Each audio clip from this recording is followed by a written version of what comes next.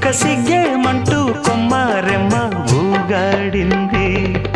చిట్టి గుమ్మ పదవే రెండు రెక్కలు కట్టుకుందా, వెండి మబ్బు ఒడిలో ముద్దు ముచ్చటలాడుకుందా, చిరుగాలై కొండ కోనల్లోన తేలి చిరునవ్వై పూల గుండెల్లోన దాగాలి. చిట్టి గుమ్మ పదవే రెండు రెక్కలు